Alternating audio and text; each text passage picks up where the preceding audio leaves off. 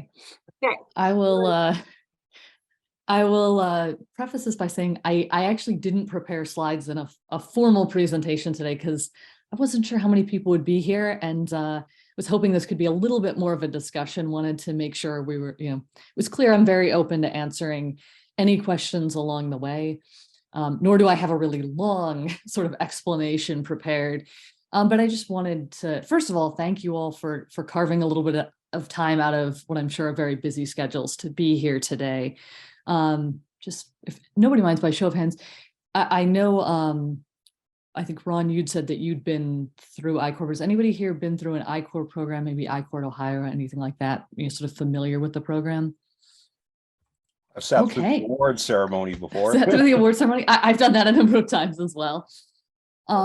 So, the ICORPS program at a broad level is, the National Science Foundation launched this program about 10 years ago with the goal of bringing sort of nationwide a concept of innovation that's both kind of obvious, but also, something that prior to ICORPS, I know that our university, the University of Akron, did not do, which is, literally taking some time, carving out some time to go out and talk to potential customers, whether they're individuals or people working at corporations and stakeholders in the industry that you're hoping to help, to really understand their needs, maybe any pain points that they're experiencing, and kind of what it takes to bring a new innovation to market in that space. So the ICORPS program that we run at the University of Akron is, since the pandemic hit, we started putting it online, and for the last couple of years, we've been reaching out to more and more institutions across the state of Ohio, so that so far we've had about 8 different universities across Ohio participate, and we're hoping, that some teams from Ohio University will increase that number a little bit more. But it is open to everyone. Every team gets treated the same in the program. Whether you think that's a good thing or a bad thing, I'll find out when you get, sort of partway through. But it's free to faculty and student teams to attend. We actually are able to provide typically a stipend of about $1,000 to kind of defray any costs you might have in participating in the program, whether that's, maybe attending a virtual conference to get some connections to customers. You may actually do some driving or traveling, or, whatever those costs are. And that funding is NSF Lineage funding. Within the ICORPS program, the goal is to form, before the program, to form teams of at least one faculty member and then one or more students, ideally technical students that can really understand your technology. The key thing is that they're able to understand what the technology can and can't do, because they're going to be the main people that go out and talk to customers on your group's behalf. So it's really important. I know some teams have added business students, and they can be a wonderful supplement. But it's really critical to have a technical student that understands, again, what the technology can and can't do, and kind of what you're trying to learn about the market, so that they can keep that on track. Most teams, though not every team, also have mentors. That's kind of, I know that we've got several EIRs on the line, so somebody who can just, review what you're doing, maybe do some practicing with the students of how they're going to reach out to people, give you some feedback, and kind of provide that nice outside perspective to make sure that you're getting the most out of the program. We run what some have affectionately called kind of a mini ICORPS. It's plenty of work, but it's not nearly as much work as ICORPS Ohio, or there's also a national level ICORPS program that's NSF run that comes with a much larger chunk of funding. It's $50,000 to teams that complete that program. So within our program, we run 7 weeks long. We meet Fridays from typically 2 hours, from noon to 2 is our typical meeting time. I believe we're locked in at noon to 2 for this spring, over 7 weeks. During that time slot, we really spend about an hour trying to kind of teach the skills that we think will help particularly your students to be more successful throughout the ICORPS process. So we talk about how to decide what you're going to test when you talk to customers, how to get customers to talk to you, how to conduct the interview in a way that you're not introducing bias into the responses that you're getting, and how to kind of organize the data in a meaningful way as we get towards the end of the program. We also dedicate about half of that time. So the other hour is dedicated to allowing each of the teams to present on the progress that they've made. So we sort of split into breakout rooms and have the students practice presenting, which is wonderful experience. So they have about a 5-minute slot. There's a sort of interactive Q&A component. So we find that that builds a lot of confidence for students, is a really strong experience for them. And then we also have some workshop time where the team can literally, work on what they're going to be doing for the following week. And then in between meetings, the teams are expected to conduct 3 customer interviews per week, which some people think seems extremely daunting. Some people think is a piece of cake. But that is, for us, that's the most meaningful part of the program. That's where you're literally talking to people that you think can help teach you something important about the market, or about the path your innovation is going to take to get to the marketplace. And the critical thing for us is that teams be working on something that's clearly differentiated and cutting edge. Exactly what technology it is, or even if it's just sort of tech enabled, that's not critical to us. We found the program works really well for anything that's differentiated. So we have seen everything from, we actually had a team participate, I think it was 2 cohorts ago, so that would have been maybe like in the summer, with an AI training module related to reskilling. I can't remember exactly what industry. We've obviously had a lot of teams with biomedical innovations. We've had teams with everything from pharmaceutical products to diagnostics, and then a wide range of engineering things. I think, as you know, the University of Akron, a lot of our innovations come in the polymer space, so a lot of coatings and recycling technologies and things like that. But I mean, we've been running this program for about 9 of the 10 years that NSF has had it. So we've seen most everything, and it's always exciting to have. We've both seen most everything in terms of most every type of technology, but then every cohort, I'm kind of amazed by the innovations that people are bringing, and by how the students grow over the program and what people learn by the end of it. So I will pause for a second and see, do people have questions at this point? Elise, maybe could you speak to some of the lessons or the things that people learn? I mean, both, I think, is all good, but there's good and bad learning. There's the learning that confirms what you thought you knew, but then there's the learning that tells you what you didn't realize, that helps you in your next steps forward. So could you speak to kind of your experience with the teams in the past on that? Yeah, I will say a caveat for everyone: nobody is going to be 100% correct with what they thought at the start of the program. That's part of what makes it really valuable. So we've seen teams, it's actually now a startup company with its own CEO running outside of the university, but they came in with a sensor that they were hoping to use in upper limb prosthetics. And it was actually I thought it was a really charming sort of story. So they weren't getting real positive feedback. There were a lot of researchers that were interested in using these sensors for kind of next gen prosthetics that might be around in 5 to 10 years. But when they talked to practitioners, people were saying most people don't use upper limb prosthetics if they have sort of one functioning arm. So they finally actually went to a prosthetist office, and the prosthetist allowed them to sit in the lobby and kind of talk to people if they were willing to talk to them. And so they were talking to all kinds of people that were there to be fitted for prosthetics, including this 10-year-old girl. And they said, well, what do you wish you could do that you can't do right now? And she said, the monkey bars, but that's pretty much it. And they were asking about these sort of fancy next gen things. And she was like, honestly, I don't think that I need them. So they, obviously had this moment where they're like, oh no, what are we going to do? And then they were able to pivot into, using this. And there are a few products on the market today. Theirs is hopefully going to be like the sort of 3rd or 4th entrant in terms of sports analytics. So it slips beneath the insole in a shoe. And so for distance runners and other athletes that do a lot of running, it tells them about their running form. It tells them about how that form breaks down as they're getting tired, and it provides a lot of data back to the coaches.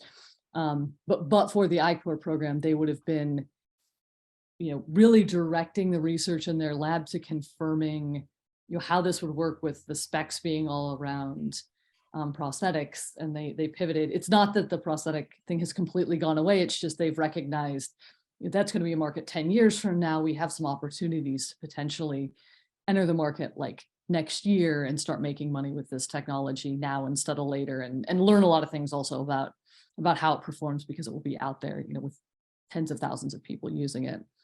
So yeah, we've seen, you know, those kind of pivots. We've also seen, you know, one of the things that we most frequently see is people just learning, you know, we tend to think about industry as like, it's a business, but we don't think about the roles within that. So one of the things that we most frequently see people learn that I think can have a lot of value is kind of, you know, within companies, what sort of level within the company, what kind of job titles are the areas where you're going to find, you know, somebody who's going to be a strong advocate for your technology, that sort of product champion that might, you know, advocate to others within the company to adopt the technology, license the technology, start some kind of pilot or collaboration with your lab, and kind of understanding, you know, who those people are going to be, and then also the other people that surround them, right? So do they need to go to a boss for approval?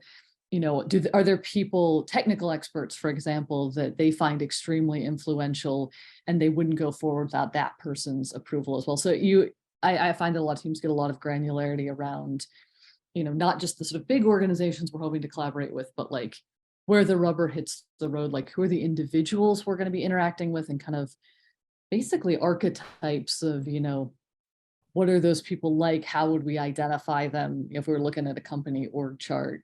You know, and what really matters to them in their job, what's going to cause them to get a bonus or promotion, and what is kind of a nice to have, but it's not going to maybe have a big impact on their day-to-day jobs.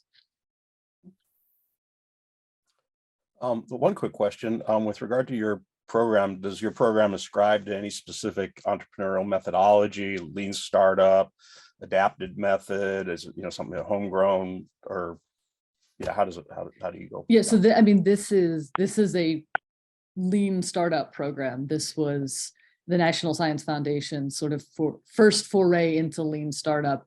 And again, we've, you know, sort of developed this over about a decade into what it is today, but it's very heavily about lean startup.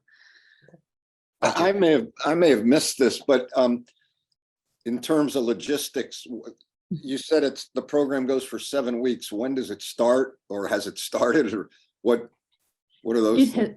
It has not started. Let me pull up the dates just to make sure I don't mislead you. So the deadline to apply is Sunday, February 5th.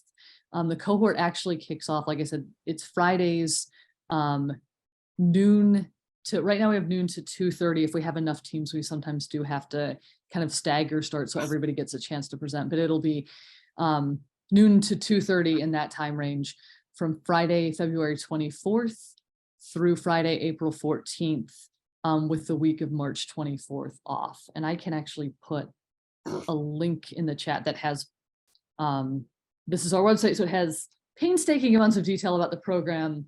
Program dates are right at the top, as well as a big button to apply. And to give you a sense of that application process, because I know that is coming up in a little over 2 weeks, it's basically contact info and then roughly 5 narrative questions that we would like to see, 3 to 4 sentences kind of asking about your innovation. We're not asking for anything confidential or even overly technical in detail, but what's the innovation? You know, who do you think customers might be? Who do you think your competitors are? And we're not judging it overly harshly. We just want to use this to get a baseline as we're letting teams into the program so that we understand where they're going to be starting from, what their essentially initial hypotheses about their market are. So just one faculty member, one student is good to go, or do you want a bigger team? Obviously, you may like a bigger team, but is that good enough? One faculty member, one student is great. One faculty member, 2 students is probably optimal. I would never recommend more than 4 students on a team, because at that point in time, it kind of breaks down. I will also add, though, if you have a lot of students that you think might be enthusiastic to do it, you can repeat the program with different innovations. So that's also a question that we get pretty frequently. Is people are like, well, I don't know if this could be my big one. Like most of the faculty, you know, we know that have gone on to form SBIR companies, or you know, an entrepreneurial venture or something like that, have repeated the program a few times to really decide what technology to move forward with. And this is not an opportunity, if you miss it this round, that you aren't going to get a chance to participate again. At least you're running how many cohorts a year? We run 3. So we run spring, summer, and fall, and we try to, in spring and fall, we try to centralize them within the semester so that, because we're serving a lot of universities. so that you have at least a few weeks after classes have started where you can still apply, but we're done several weeks in advance of exams. And then for the summer, we normally try to run it essentially from very early June through July, so that there's still plenty of vacation time left afterwards. Although with the remote option, obviously a lot of people can join for most anywhere, but you may not want to. Those additional dates beyond this 1 and 2 weeks on that website? They are not right now, but we will. I can actually talk to my colleague. You typically, we will post them pretty soon, or I can get him to send those to Jane and she can distribute those around. Yeah, absolutely. So I think normally right during that application period, we try to just put up one set of dates so we don't confuse anyone as to which cohort they're applying to. But yeah, we already have dates picked out for the summer and fall. So if for whatever reason you don't think that you would have the available time, or that you feel too rushed to do it this time, I mean, we are encouraging those who can and want to do so, but also looking at, you know, there is a summer option, and then there's next fall as well. So we're going to be pushing and trying to get more and more people from OU involved, but wanted to take advantage of this opportunity and see what we can do and what kind of partnerships we can have for this one. So yeah, and I would say, you know, if the dates don't work out for you, absolutely do a future cohort. If you're worried about the application process, like set a cell phone timer for 25 minutes, block out like a half an hour or less of your day and just go in and fill out the application again. We're really just looking to make sure that people have something, you know, behind the innovation. So we're not getting somebody that really has no idea what they're trying to test, and to make sure people actually want to participate in ICOR. The goal is not that these are going to be judged like a typical NSF grant or something, and, you know, 15% of people are going to get in, right? You know, 90 to 95% of the applicants get in. And given the stage that we're talking about, where this is really just kind of innovation and exploration of market opportunities, there's really nothing that's required as far as sign off from a tech transfer office or anything like that relative to being able to participate, correct? No, there's not. And one of the things that we'll talk about a lot in the program, and that we'll kind of train you on, right? Don't have your student present confidential info in the program. There's no need to do that, right? This is a, you know, it's a lean startup program. It's a business focused program. So we don't need high levels of technical detail to be presented. And part of our training going to talk out to customers is, you know, not talking about the technology, but rather really asking them to talk about their needs or talk about times they've tried to implement maybe a competitive or similar technology, so that you're getting a lot of info from them. So, you know, this is something where, you know, we're not really asking for confidential information, and we try to assure the tech transfer offices, you know, we're trying to avoid that information being shared as part of ICOR. There's no need for it. And that also means, I think one of the advantages, you know, that we've heard from faculty is, you know, if this gets performed maybe, you know, earlier in a grant period or earlier in the development cycle of a technology, it may change, you know, some of the tests that you choose to run based on the feedback that you're getting from the market. You know, you may end up, you know, pivoting to a different market segment, or you may just end up learning more about kind of what tests are most compelling to your customer. So that's one of the reasons why we try to avoid this confidential info, is we don't want there to be an impediment to somebody participating in it early in their innovation cycle if there's value to them.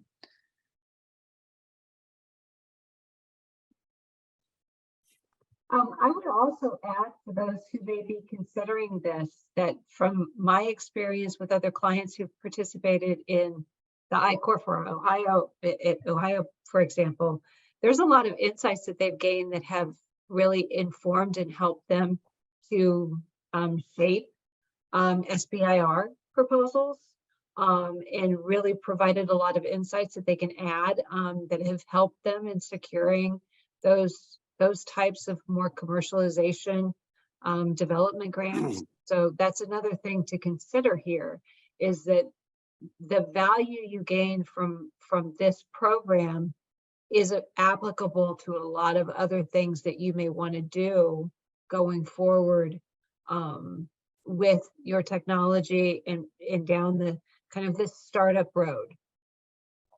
The other thing that we've seen a lot of faculty leverage a program for is these PFI grants, the Partnerships for Innovation grants at NSF.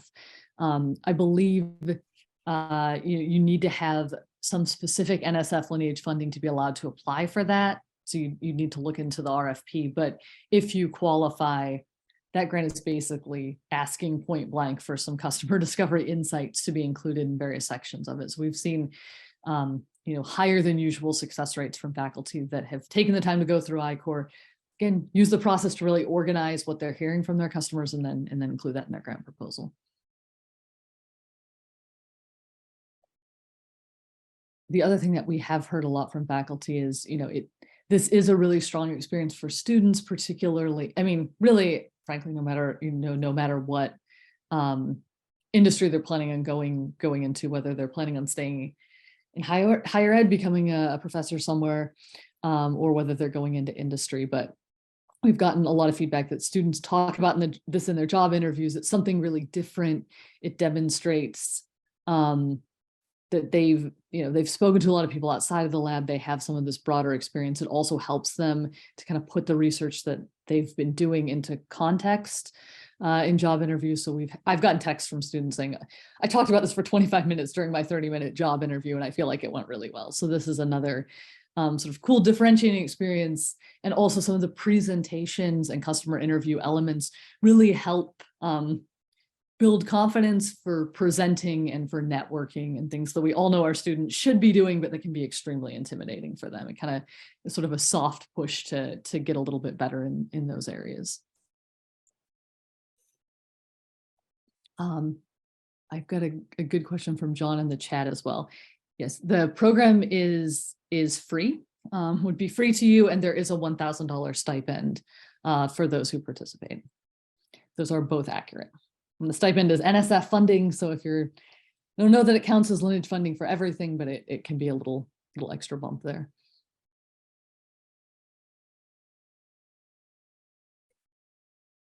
Any other questions, comments, concerns?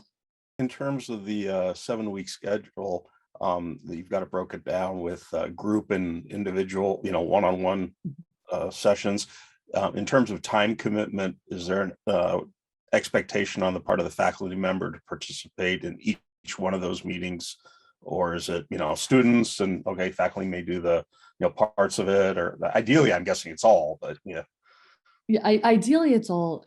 Our expectation is that the faculty will join the group meetings. That's something that we think is really important because we, the sort of lean launch concepts are not something that I think most people are very familiar with. And we feel it's really helpful for you to kind of, even if the student is doing most or all of the customer interviewing, for you to kind of understand what they're being asked to do and why they're being asked to do it is really important. It's also important to just show that support for the students. The one-on-one meetings are typically only half an hour. Those get scheduled in weeks 2 and 4 of the program. The only person who's required to attend those meetings is the student, although faculty members and mentors are absolutely welcome to attend. And I will say, there's a little bit of wiggle room, particularly late in the program, if somebody needs to miss one meeting, that we can often accommodate that. We do record the meetings, but we find, frankly, we just find that the teams on which only the students attend tend to be less likely to complete the program and to complete the customer interviews.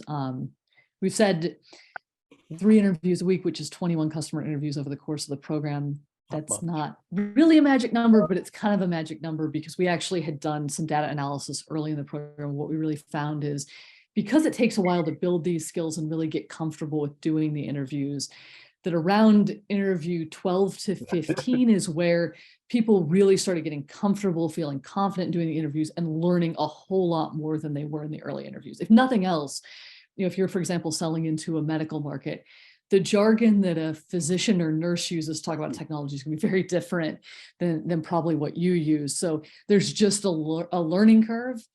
And once teams get up that, they have a much better experience. So what we found is teams that did more work, so got more like 20 interviews, had a much better experience in the program than teams that did less work and only did 10 interviews in the program. So we do feel like there's a lot of value in making the students sort of feel supported and having a team around them as they're going through this process. So they will get into that 2021 interview range, which for us is the marker of success, but it actually is based on an understanding of the fact that it takes a while to learn the process. And then after that, things pay off much quicker. It's a good insight.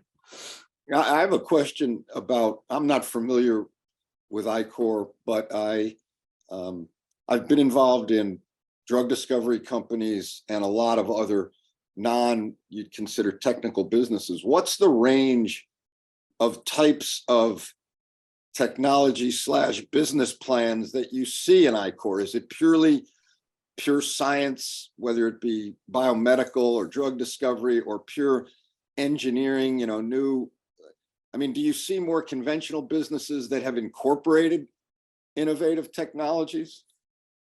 We see a bit of everything. Like I said, the process works well if the business is differentiated in some way.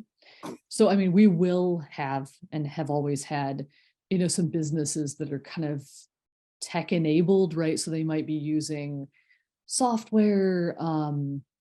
They might be using, one of our more successful teams that came to the program actually came out of Akron Children's Hospital and exited last year. And it was using augmented reality to help basically veterans that were older veterans that were experiencing symptoms of depression and things in nursing homes. So that was like just tech enabled. But then we've also seen true sort of platform technologies where people come and like, I don't even know, it's a coding. I don't even know what market to apply it to yet because it has these 5 properties, right? And they're trying to narrow that down.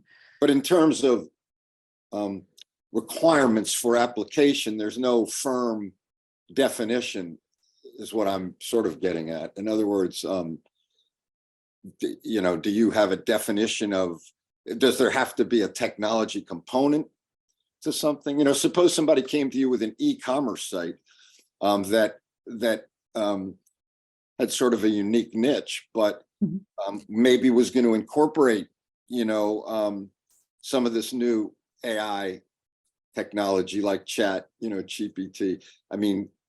But it's a conventional e-commerce site. Is that allowed or not allowed? Those kinds of things. What we're looking at is, again, how heavily differentiated is the business, right? So obviously, stuff that's coming out of a lab that's right at the cutting edge is gonna always qualify. As an example, we had a team from Case that was developing basically a web plugin to help people assess when they were buying a product, how environmentally friendly or not was it. We felt that was a good fit for the program. Okay. We've had some people that are basically applying with like straight up e-commerce sites. Like, I want to sell, I want to help people print t-shirts. Yeah, right. And, there are 50 other websites that do the same thing. Right, So, we've kind of pushed back and said, what are you really trying to test here? A lot of the times that isn't going to be a fit, but again, we try to make the application process not overly onerous. If there's, somebody that, is sort of borderline, they can reach out to us and talk to us. We're not, where we can give feedback on the application to try to understand that fit. But differentiation is key because that's what the customer interviews then center on, is like, does this thing that makes what I'm doing different actually matter to my customers? Right. Or, Right. Okay, you've got ChatGPT on your website, but nobody's going to buy from you instead of Amazon just because you've incorporated this one thing. And that's a very valuable lesson to learn. Yeah. Even if the answer, and we talked about some successes of teams that learned things that then allowed them to move closer to market, but we've also had some teams that just learned, hey, there's not really anything here. We had like a sort of water testing colorimetric sensor, and they sort of realized they were hoping to target consumers. It was too complicated for a consumer to figure out. That was okay, because the faculty member said, okay, we're going to spend less time on that. We're going to spend more time on these other sensors we're developing for the oil and gas industry. And that ended up being a good decision for them. So sometimes the decision is, hey, maybe customers don't care. And that's not ever what we're hoping for, but that's also not a bad outcome. Yeah. Okay, thank you. Yes. All right. Well, I will. I'll let you. Oh, sorry. Go ahead, Jane. Yeah, I just wanted to ask of our faculty innovators here. Do you have some thoughts that you would like to share? Maybe you don't have questions, but does this sound interesting, or maybe, or just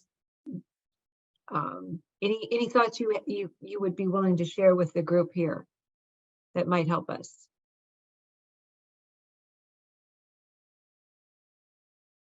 It sounds interesting. I've been looking at the NSF program, the NSF ICORP program that requires you to put a team together. I already have some funding from NSF and have two projects we've been thinking about. Have never considered myself to be the one that was going to start a business, but we don't have any other champion or anybody to like move it to the next step. So I was considering trying to put a team together to do this training. And so this seems like this might be like a good first step if we could get a student interested in, and maybe we could attend the 7-week session. And then, but I guess my question would be, it would still make sense for us to pursue the NSF ICOR training afterwards also, with a larger team. Does that? Yeah, this is actually sort of intended as a, I don't know, like a mini version, or like it's a sort of stepping stone to the national program, right? So one of the a secret insight into what my job metrics are judged on is, like, one of the things that we get judged on is putting a certain number of teams that come from our program going on to that national program. Now, we're never going to encourage somebody who we don't think is ready to do that, but we have found it can be really helpful to go through this process once, where you're not, because the national program I've both mentored in and taught in, it's an incredible program. It's a very intense experience, but it's extremely rewarding. I taught as like an adjunct, but like the regular instructors are really top notch. You learn a lot, but it can be a little bit like pushing somebody directly into the deep end of the deepest pool you can find, as you're, if you just sort of start out directly in that program. So I think part of the intention of NSF was to allow people to get their feet wet, get comfortable with a lot of the concepts. Actually, basically what we teach throughout our program is kind of what NSF teaches in the 3-day kickoff to the national program. So sort of giving people a chance to hear those concepts 2 different ways, and go into the national program feeling like they're a little bit ahead of the curve in terms of what they're capable of doing. So is the national program timed to fit with regional programs like yours? Not really. I mean, it depends. So the national program runs either 10 or 12 cohorts a year. So there's always one kicking off. Okay. The thing that is a little bit challenging is just, it sort of tends to come in waves when people are applying. So I think right now, actually, people who are going through our program could apply and potentially participate in the national program as early as summer, but those cohorts do fill up, and we have really no control over when they fill up. We just try to monitor that and really let any of our current or past program participants, we do follow up with teams for about 2 years after the program, just keeping them aware of, if you start your application process in March or April, you're likely to be able to get into a summer program, to kind of remind people, because the other awkward thing about the national program is there's no deadline. It's just a complete rolling thing. And so a lot of faculty, there's really no way to know, unless you have kind of an inside track, when you need to start working on the application in order to get into maybe a cohort that you think would have good timing for you. So we try to provide that sort of inside intel to the greatest extent we're able to collect it. Years ago, I knew some folks who went through the National ICORP program. I think it was UCSD out in California, and it was a significant time commitment. And I mean, on site, and I had to be there. I don't know if that's changed at all, with COVID. So it is now online. One tip I will give you all, just a pro tip, if you do end up going directly to the national program for any reason, is the one thing I will say, so that all the training is now online, but we strongly recommend teams to get to that 100 interviews. That's a lot that teams recommend. We recommend that they try to sign up for 2 conferences during that 7-week period. you have 2 conferences that coincide with your 7 weeks in ICOR, getting the 100 interviews is pretty, it's not easy, but it's going to happen because you can get a lot of contacts at the conference. You can both do a lot of interviews there and also collect a lot of business cards for people you can follow up with. So there typically is, because of that, there's typically a decent amount of travel associated with that program. And we found, the in-person conference is obviously much easier to talk to somebody than the online conferences. So in our program where you're only trying to get 3 interviews a week, a lot of people do like online conferences or online presentations, and you can normally, chat to some people and get things set up. But when you're trying to do 17 interviews a week, which is I think the average in the national program, the bar has been set quite high. But again, I would highly recommend that program to everybody. It was, I didn't get a lot of sleep, but it was some of the most fun I had. I trained out, and this was when it was still in person. I trained shortly before the pandemic out at UCLA.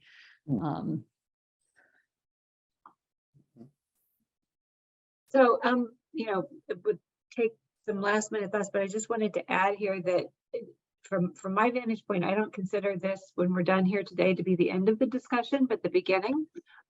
So please know, door is open for any follow-up questions. You can come to me.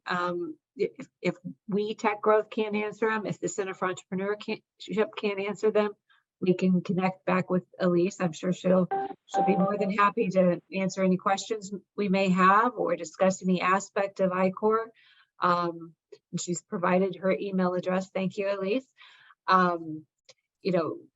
Anything that we can do to facilitate, participation in this or any other programs. We are a resource that's available to the OU community as a whole and Southeast Ohio community in general.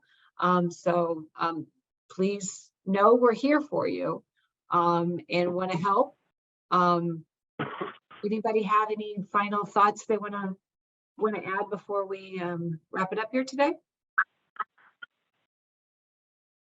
Hi, this is Lynn. I ended up joining by phone today. I couldn't get the link to work, but I wanted to thank Elise for making time to go through all of this. It was a good session. Yeah, I'm happy to be here. Thanks to all of you for, again, taking time out of your day to come meet with me, especially because I suspect some of you showed up only with a slight sense of what we're going to be talking about here. So again, thanks for making time to meet with me today. Thanks to Lynn and Karen and Jane for organizing this. And if you have any questions, obviously you can email Jane. Don't hesitate to email me. I will stick around for like the next 10 minutes in case anybody has a question they want to ask kind of offline. But again, the program is available spring, summer, and fall. We'd love for you to join at any one of those times that works into your schedule. Yeah, always happy to answer questions that you may have. Thank you very much.